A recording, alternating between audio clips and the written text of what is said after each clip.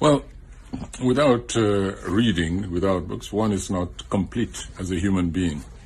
One might as well just be a ruminant animal in the fields. Okay. Reading, it's opening the horizons. Look at this book I have in my hand just now, which is so timely. It records, it preserves the history, especially of Africans, even in the diaspora. So things like that you find in bookshops like this. I enjoy browsing, just going to bookshops and looking at what's the latest, and that way enlarging my own personal horizon. Okay. So, a book a day keeps the devil away. Thanks a lot. You're welcome. Bye-bye. Bye-bye now.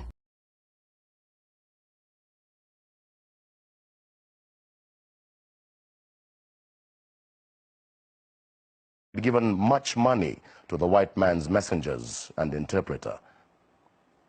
Does the white man understand our custom about land?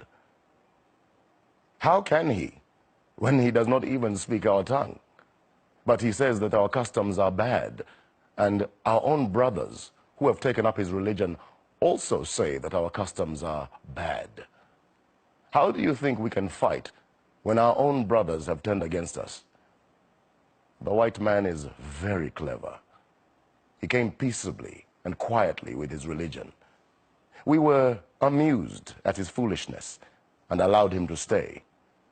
Now he has won our brothers, and our clan can no longer act like one. He has put a knife on the things that held us together, and we have fallen apart.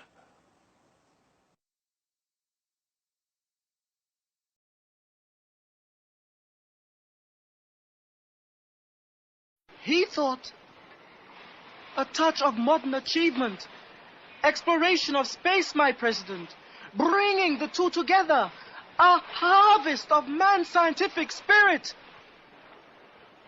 Of course, it was my number 11's idea. Space is barren, idiot. There is no harvest from space.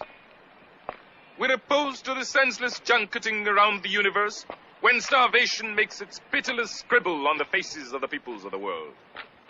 We consider ourselves the spokesmen for the underprivileged peoples of the world, and set ourselves against the callous indifference of those whose very wealth and progress have been achieved by ruthless exploitation of the impoverished and downtrodden peoples of the world. We are opposed to... Were you not writing all that down? I've got it down by heart, my president, word for word. Let me hear.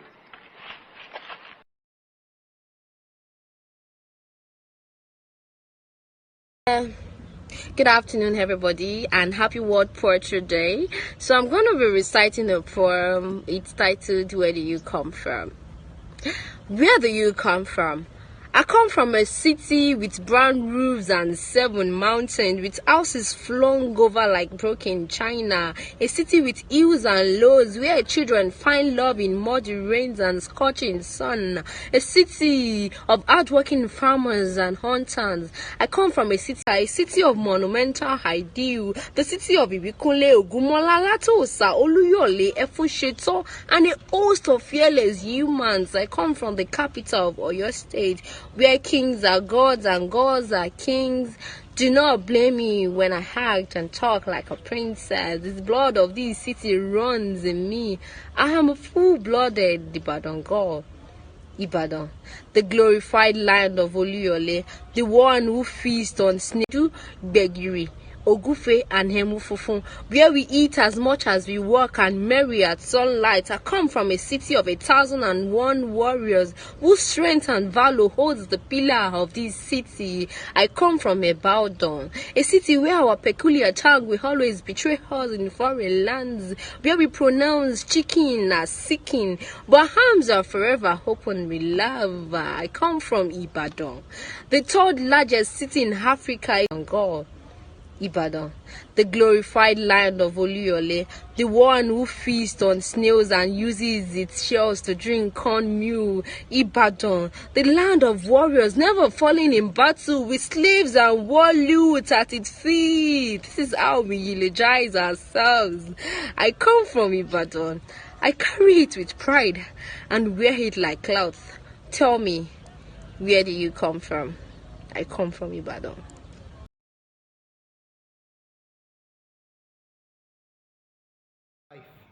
Living my life, living your family life, living the community life, living under influence. Yes, living without action is dangerous. Action creates and destroys. Action hates and love. Action is that brings about unity and disunity. What is your action to life? What is the motive to your action? Because of action, some are running scared. Some are coming home. Some tell lies to make it through the days, while others are just facing the truth. 6 billion souls. Sometimes all you need is one, amazing the numerous one. That one that believe in you, that stand by you, that is willing to see you succeed. So, who is that person? And that is you. If you don't believe in yourself, if you don't believe in your action, if you don't believe in the reality of focus, then you are nowhere to bring about life. And life is about action. Action is about attitude. Attitude is about vision. Vision is about a mission. And a mission will call for action. And an action will bring about desire. So, are you living for your action, or you are living through your action, and you are living the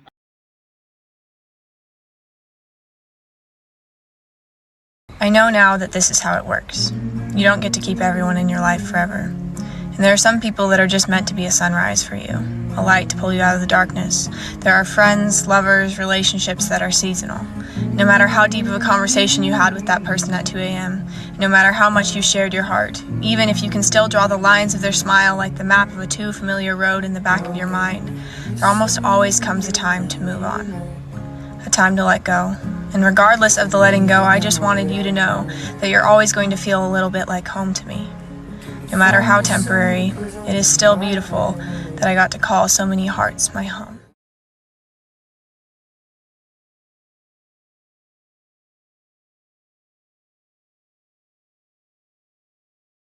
Tanzania, when I see President Akufo doing his thing in Ghana, when I see in Gambia Adama Barrow, when I see in Liberia George Opongwea coming into government, I say, yes, we are moving in some direction.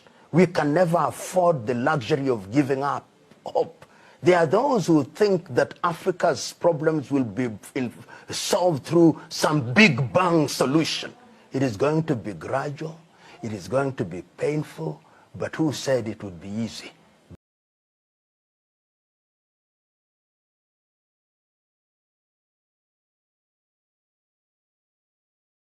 Every time I ask, people tell me Nigeria became independent in 1960, and furthermore, to show she was truly free, she became a republic in 63, meaning the Queen was no longer head of state, meaning that we were now masters of our fate, meaning that power over Nigerians could now only be held by a Nigerian.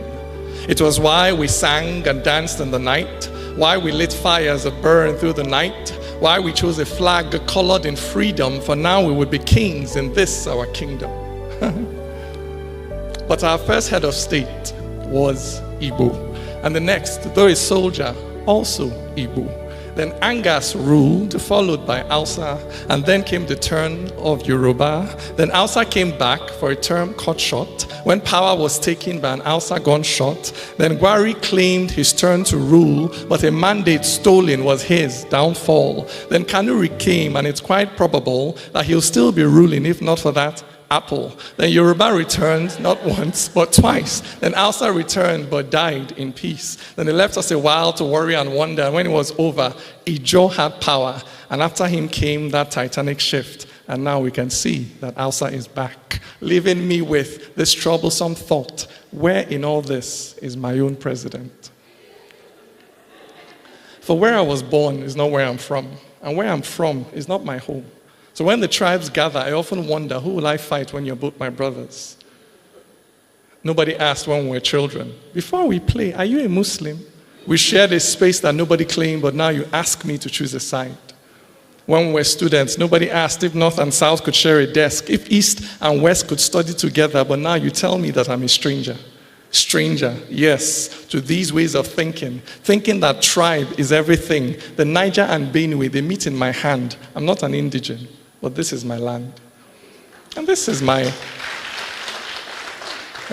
language. I speak nothing else. My home is here. I know nothing else. My tribe is my nation. I am nothing else. And this is my country. I have nowhere else.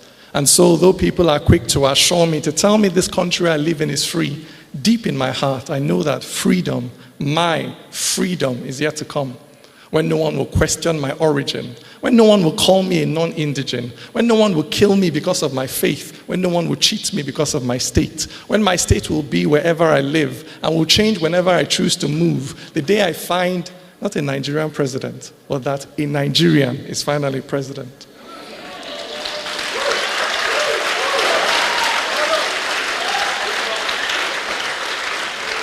And so, while the flag of ethnicity still flutters over this land of two shining rivers, and the tribes take their turn to misgovern my country, I look to the future, for I'm not yet free.